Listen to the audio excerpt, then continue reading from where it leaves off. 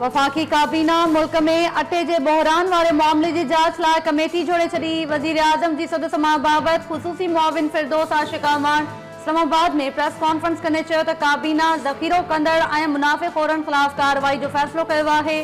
IG Sindh जी तब्दीली वारे मामले ते मेंबर्स एतराज़ वारियो। सिंध सां ताल्लुक़ रखंदड़ मेंबर्स जे एतराज़ ते वज़ीर आज़म मामलो सिंध जे गवर्नर ऐं वॾे वज़ीर हवाले कयो आहे। मुराद सईद चयो त मुल्क अंदर गुज़िरियल 10 सालनि दौरान 24,000 अरब रुपया कर्ज़ वरितो वियो।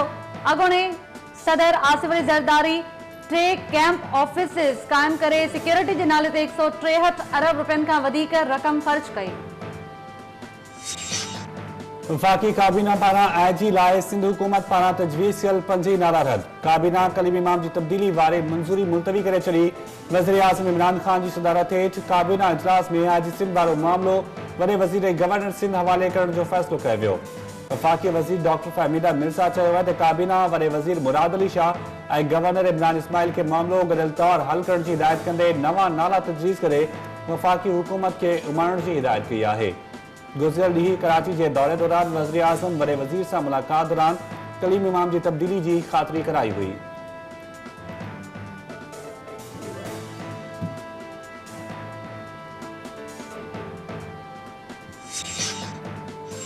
सिंध जे सुदसमा वारे वज़ीर सईद गनी चयो आहे त IG सिंध कलीम इमाम जी अॼोकी तक़रीर सां असांजा ख़दशा सही साबित थिया।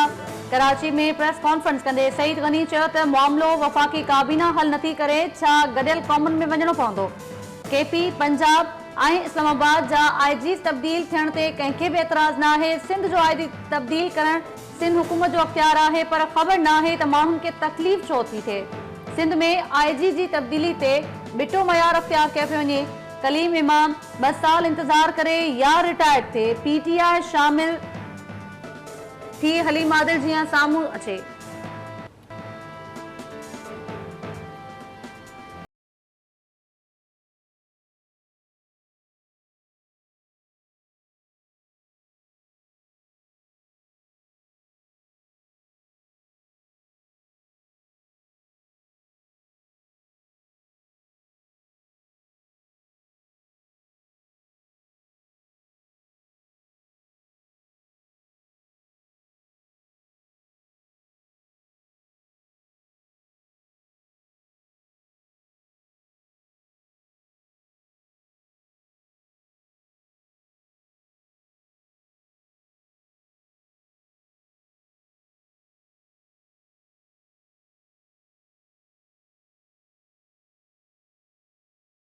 रहूंगा फिक्र न करे।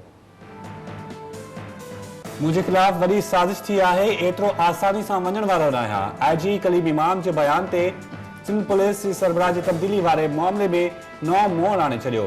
CPO कराची में यादगार शुहदा जी इफ्तिताही तक़रीब खे ख़िताब कंदे IG कलीम इमाम चयो त पुलिस रूल तहत कम करण जी ॾुखियाई ज़रूर ईंदी आहे, पर घबराइणो न आहे। तक़रीब खां पोइ सहाफ़ियुनि सां गैर रस्मी ॻाल्हि ॿोल दौरान कलीम इमाम चयो त साज़िश वारी ॻाल्हि मज़ाक में कई।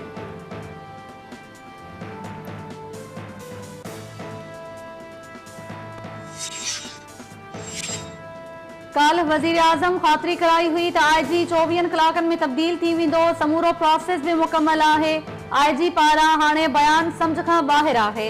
सिंध हुकूमत जे तर्जुमान मुर्तज़ा वहाब जो IG कलीम इमाम जे बयान ते रद्द अमल। मीडिया सां ॻाल्हाईंदे मुर्तज़ा वहाब चयो त कंहिं ऑफिसर खे इहो नथो सूंहे त उहो चूंडियल हुकूमत ख़िलाफ़ ॻाल्हाए।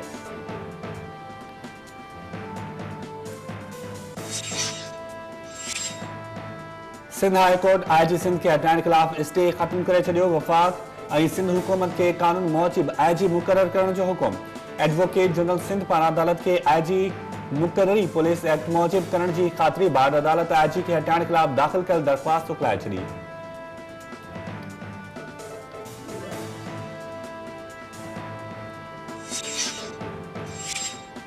स्टेट बैंक ब्याज जी शरह 13.25% बरक़रार रखण जो ऐलान करे छॾियो।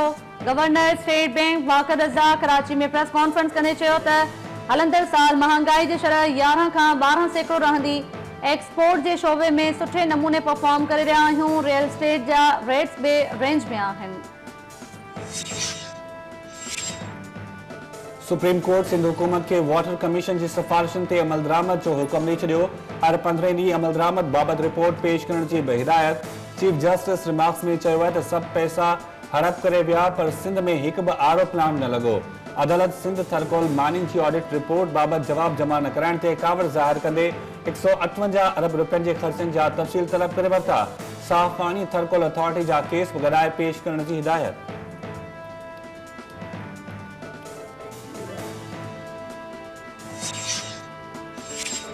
नैब मुल्क की बेहतरी में रंडक वेझण वारो इदारो बणिजी वियो आहे। 1 साल में केस जो फैसलो थियण घुरिजे पर नैब केसिस में 6 साल लगी वञनि था।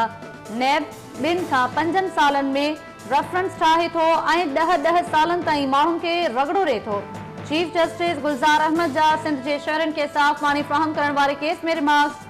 चीफ जस्टिस चयो आहे त नैब जे ऑफिसर्स वटि जांच करण जी सलाहियत ई नाहे त उहे केस अंजाम ते कीअं पहुचाईंदा। नैब मथां अरबें रुपयनि जो दंड लागू थियण घुरिजे ऐं दंड जी समूरी रक़म नैब जे ऑफिसर्स जे खीसे मां कढण घुरिजे।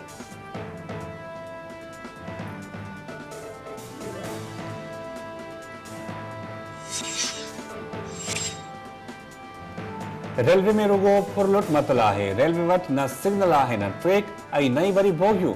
रेलवे ऑफिसर जंहिंखे चाहिनि था ज़मीन ॾेई छॾनि था। भर्तियूं भी रिश्वत एवज़ थियनि थियूं। अहिड़ी रेलवे खां त खातो बंद चङो आहे। सुप्रीम कोर्ट पारां रेलवे खसारे केस में शेख रशीद मथां कावड़ जो इज़हार। ट्रेन के बाहि लगण सबब 70 माण्हू सड़ी मरी विया। ॿुधायो कहिड़ी कार्रवाई थी। चीफ जस्टिस जो पुछाणो। 19 माण्हुनि खिलाफ़ कार्रवाई थी आहे। शेख रशीद जो जवाब। चीफ जस्टिस रिमार्क्स में चयो त शेख साहब रुगो गेट कीपर्स ऐं ड्राइवर्स कजा विया। कार्रवाई त वॾनि खिलाफ़ थियण घुरिजे हा ऐं वॾा अव्हां आयो। अव्हां खे इस्तीफ़ा ॾियण घुरिजे हा।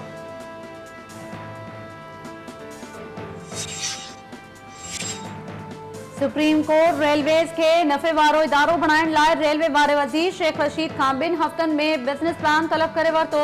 कराची सर्कुलर रेलवे जो 6 किलोमीटर हिस्सो भी 2 हफ़्तनि अंदर मुकम्मल करण जो हुकुम। ML1 मंसूबे जो टेंडर जारी न करण ते रिथाबंदी वारे वज़ीर असद उमर खे भी 12 फरवरी ते तलब कयो वियो। चीफ जस्टिस चयो त शेख रशीद ॾिनल प्लान ते अमल न कयो त संदसि ख़िलाफ़ तौहीनी अदालत जी कार्रवाई हलाई वेंदी। KCR लाइ वधीक वक़्तु नथो ॾेई सघिजे। मैंने कहा कि अगर चीफ जस्टिस साहब कहें तो मैं अभी इस्तीफा दे दूंगा। देखें, आपकी ख्वाहिश पूरी नहीं मैं कर सकता। आपकी जो सोचे हैं वो मुझे मालूम है। आपको भी मैं जानता हूँ, आपके चैनल को भी जानता हूँ। बुज़दार साहब कितना अरसा रहेंगे? देखें, जितनी अरसा इमरान खान रहेगा उतना अरसा बुज़दार रहेगा। वफ़ाक़ी वज़ीर शेख रशीद चयो आहे त सुप्रीम कोर्ट में रेलवे बाबति पेश कयल ऑडिट रिपोर्ट 2013 खां 2017 जी आहे। असांजी रिपोर्ट अचण में अञा वक़्तु लॻंदो। रेलवे की भलाई ऐं बहितरी लाइ चीफ जस्टिस जे ॾिनल हिदायतुनि ते अमल कयो वेंदो। सुप्रीम कोर्ट ॿाहिरां मीडिया सां ॻाल्हाईंदे शेख रशीद चयो त चीफ जस्टिस जे हुकुम ते इस्तीफ़ा ॾेई सघां थो, कंहिं ॿिए जी ख्वाहिश ते न। जेसिताईं इमरान हूंदो तेसिताईं उस्मान बुज़दार बि पंजाब जो वॾो वज़ीर रहंदो।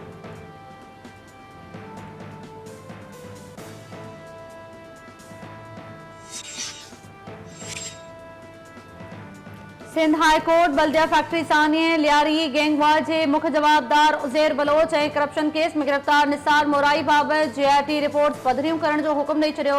अदालत वफ़ाक़ी वज़ीर अली ज़ैदी जी दरख़्वास्त ते सिंध हुकूमत के 3 मामलनि बाबति JIT रिपोर्ट्स पधरियूं करण जो हुकुम ॾिनो।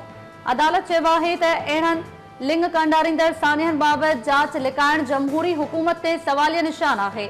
रिपोर्ट्स पधरियूं न करण जो मक़सद आहे त हुकूमत ज़िम्मेवारनि खे लिकाइण चाहे थी।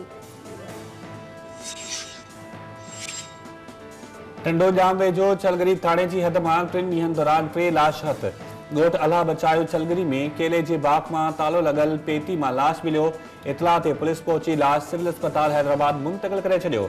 साॻे थाणे जी हद मां सुबुह जो तशदुद थियल हथाए लाश जी जामशुरो वासी नौजवान फतह शेख राजपूत तौर सुञाणप थी वई।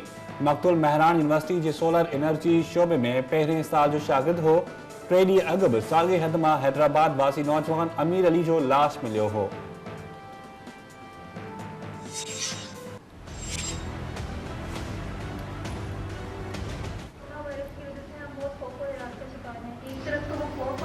ले रहा है तो दूसरी दूसरी तरफ हमें खुराक की किल्लत है। अनकरीब है कि हमारे पास बिल्कुल खुराक बराबर भी मौजूद ना रहे। पता कि वुहान इस वक्त पूरे चाइना से आइसोलेट हो चुका है, जिस तो हमारी दरख्वास्त है उनका हमारा हम दरख्वास्त करते हैं कि बराए मेहरबानी इंसानियत की खातिर हमारे लिए कुछ करें। चीन में कोरोना वायरस वधीक 24 हयातियूं गड़काए वरतियूं, फौतन जो अंग वधी 106 थी वियो। चीन में वायरस में मुब्तला माण्हुनि जो अंग 4000 थी वियो। बीजिंग में 9 महीननि जी ॿारड़ी कोरोना वायरस सबबि फौत। जर्मनी भी कोरोना वायरस सबबि हिक ॼणे जे मुतासिर थियण जी तस्दीक करे छॾी।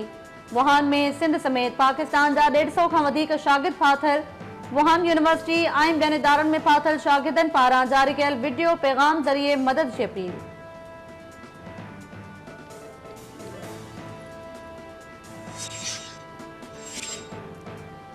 सिंध हुकूमत इंतजामिया जी बेहिसी सबब कुतन जे ॾाहण वारा वाक़िया वधी विया। रोलू ऐं छितन कुतन औरतुनि ऐं ॿारनि समेत वधीक 27 ॼणनि खे ॾाढ़े विधो। टंगवाणी, फुलरियूं, खानपुर, बेरिया सिटी, ठरी मीरवा, मियां साहब ऐं कोटड़ी में कुतन जा हमला। कोटड़ी में कुतन जे ॾाढ़ल नीगर खे वैक्सीन न मिलण सबबि हैदराबाद मुंतकिल। खानपुर ऐं फुलरियूं अस्पताल में वैक्सीन न मिलण सबबि कुते ॾाढ़ल माण्हुनि जे वारस जो एहतजाज। वैक्सीन फराहम करण जो मुतालबो।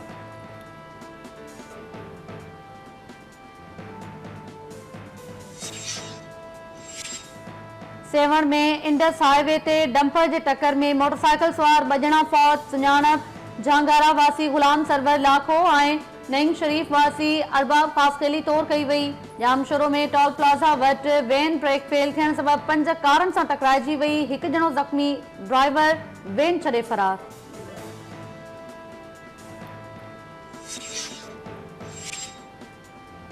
अफगानिस्तान में अमरीकी फौजी जहाज किरी तबाह थियण वारे मामले जी जांच जारी। अमरीकी अख़्तियारनि जो चवणु आहे त जहाज दुश्मन जे हमले में तबाह थियण जूं के बि शाहिदियूं न मिलियूं आहिनि। काल तालिबान अमरीकी जहाज किराइण जी दावा कई हुई। बरतानवी मीडिया मूजिब जहाज में 83 माण्हू सवार हुआ।